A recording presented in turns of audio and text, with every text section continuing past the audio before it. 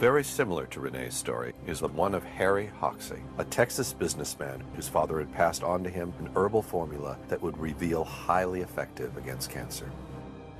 Unlike Renee, however, Hoxsey was very wealthy and was a natural-born fighter who feared no one.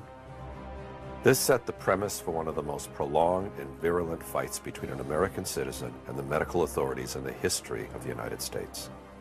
The trouble began with what seemed like good news. And we now have in our files and our records many, many thousands of case histories and records, pathological proof, X-ray photographic studies that we do positively cure cancer, both internal and external. I give you names, times, dates, names of doctors, names of institutions. The doctors labeled Hoxsey the worst cancer quack of the century. But Hoxsey's supporters called him an effective healer, persecuted by a medical trust. But up to now, they have never proven that this treatment don't cure cancer. The ex-coal miner with an 8th grade education became a legend in his own time. According to the Hoxsey legend, the remedies were discovered by his great-grandfather experimenting on a sick horse. As the story goes, John Hoxsey was a veterinarian whose prize stallion got cancer. He put it out to pasture to die. But 3 weeks later, the tumor had stabilized. He observed the horse eating unusual plants, not part of its normal diet. Within a year, the horse was well. So John Hoxsey began to experiment on animals with the herbs, and he added other popular home remedies. He claimed success and passed the formulas down through the family, who eventually used them on people. Hoxsey said his father was the first to try the medicines on people. He gave young Harry the formulas with a deathbed wish to make the treatment available to people whether or not they could pay. Prophetically, he warned the boy against the high priests of medicine who would fight him jealously. It didn't take long. Hoxsey started his first clinic in Illinois in 1924, and he immediately incurred the wrath of organized medicine. He was arrested more times than any other man in medical history. Yet by the 1950s, the Hoxsey Clinic of Dallas, Texas was the largest privately owned cancer center in the world. Hoxsey clinics reached through 17 states. Endorsing the treatment were senators, judges, and even some doctors. 2 federal courts upheld its therapeutic value. If the treatment was worthless, how did it gain so much support? To claim a cure for cancer is to invite evaluation. While the medical profession turned its back on Hoxsey, numerous individuals did make personal investigations. These experiences repeatedly turned skeptics into believers. Among them was Esquire magazine writer James Wakefield Burke, who in 1939 began covering the Hoxsey story. My boss, Arnold Gingrich, one day said, "Why don't you go down to Texas and let's expose this fellow. He's getting too big." And the American Medical Association liked to put him out of business, and said, "You go down and get acquainted with him," and says, "We'll do a couple of pieces on him and put an end to this." So it was an assignment. I came to Texas. I expected to stay about a day, get my information, and leave. I became fascinated. I stayed for 6 weeks. Every day, Harry would pick me up, bring me to the clinic. We'd come in the morning, and he would put his arm around these old men and women, say, "Dad, them doctors been cutting you up." Says, "I ain't gonna let them sons of bitches kill you. You're gonna live." And he'd treat them, and I'd watch him treat them. They'd get better and begin to get well. So I wrote an outline for a piece which I called "The Quack Who Cured Cancer." And I sent it back to the editors, but it never came out. Assistant District Attorney Al Templeton was more than a skeptic. He arrested Hoxsey more than 100 times in 2 years. Then his own brother, Mike, got terminal cancer and secretly went to Hoxsey. When Mike Templeton got well, Al Templeton gave Hoxsey the credit.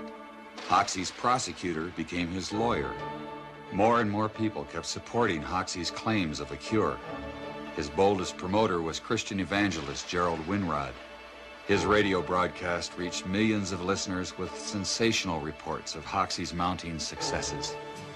I wish to begin this broadcast by reading for you what I regard as a very important statement, and I quote, Judge W.L. Thornton, this is the second jury of 12 men that has found in my court that the Hoxsey treatment cures cancer.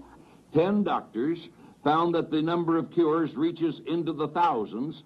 Former United States Senator Thomas studied a large number of cures.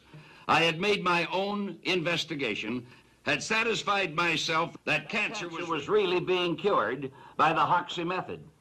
This humble reporter can only say, God bless these quacks, the only quacks who are curing cancer today.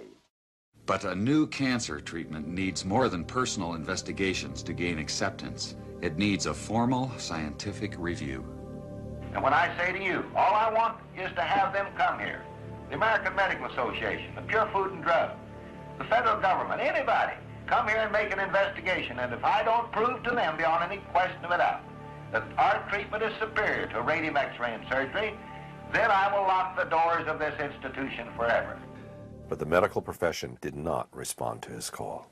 The doctors claim that they already knew from their medical education that his remedies were had no efficaciousness at all, was no cure.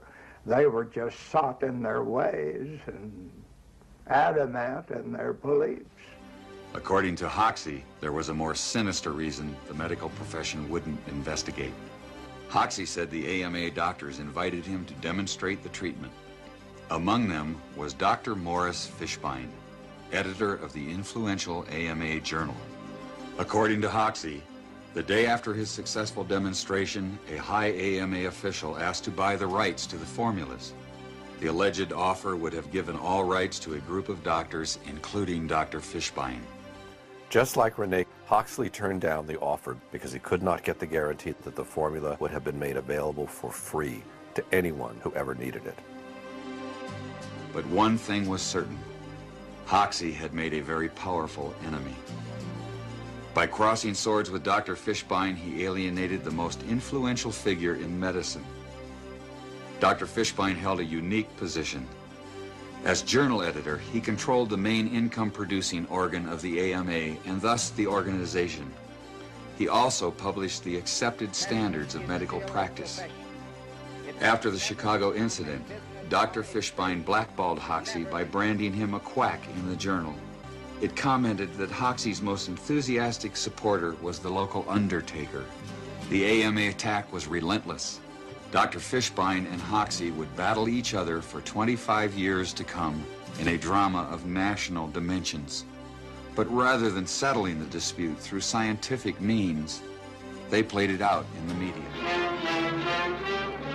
At the association's headquarters in Chicago, vigilant against quackery is Dr. Morris Fishbein.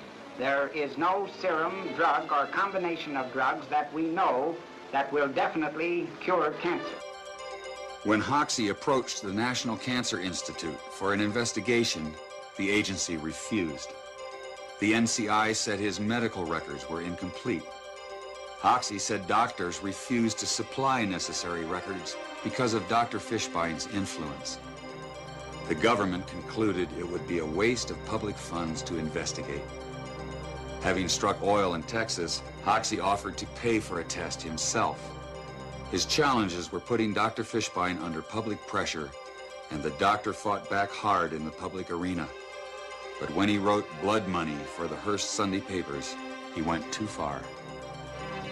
Hoxsey sued Dr. Fishbein and the Hearst newspaper empire for libel and slander.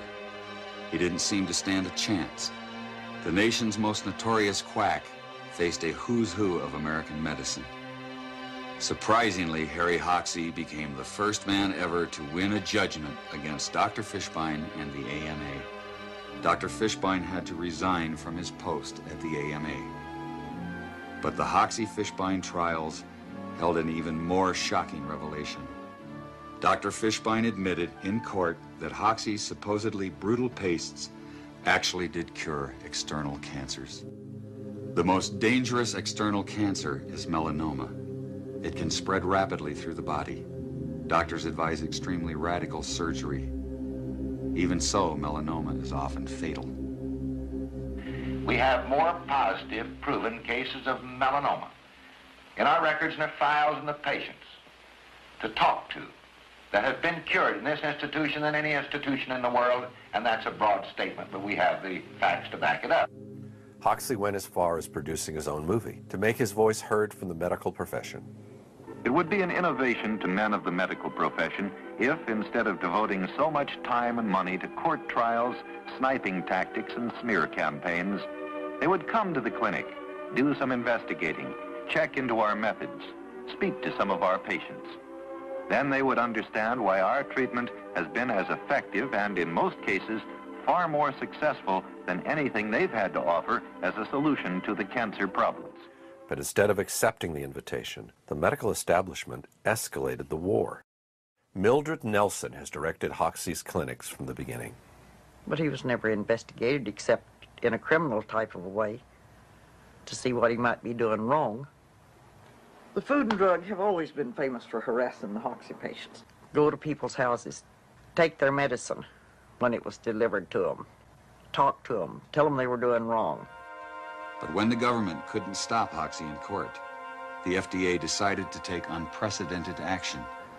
Sufferers from cancer, their families, physicians, and all concerned with the care of cancer patients are hereby advised and warned that the so-called Hoxsey treatment for internal cancer has been found on the basis of evidence presented by the FDA to be a worthless treatment.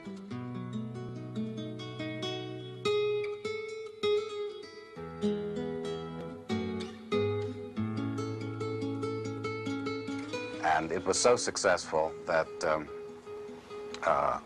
FDA then went ahead and issued it in a poster form, which was put up in post offices around the country. I'm swimming in blood now. They've done everything they possibly can to try to humiliate me. They've had me in court many, many times. But do I care about that? I'm not thinking about what they're doing to me. I'm thinking about the 12,000 patients who's under treatment observation here at this clinic. I'm only thinking of one thing: suffering humanity. But the government did more than just warn the public. Although federal prosecutors couldn't prove the treatment was worthless, they did outlaw it on technicalities like false labeling in interstate commerce. At one time, we had 17 clinics open across the country. Food and Drug walked in the same day to every one of them and padlocked them. And no way did Harry have the money to fight that in court, state by state. After closing all his clinics, Harry Hoxsey eventually gave up his 25-year-long fight against the medical establishment. He built a new clinic in Mexico, put Mildred Nelson in charge, and went back to Texas, where he died in 1974. The Mexican clinic has been treating thousands of patients over the years and is still active today under different doctors after Mildred Nelson passed away. But the Hoxsey treatment has never been made available to American patients, and it cannot even be shipped legally into the country. Those who wish to use the Hoxsey treatment must travel each time to Mexico and are allowed to bring back only the amount needed for their personal use.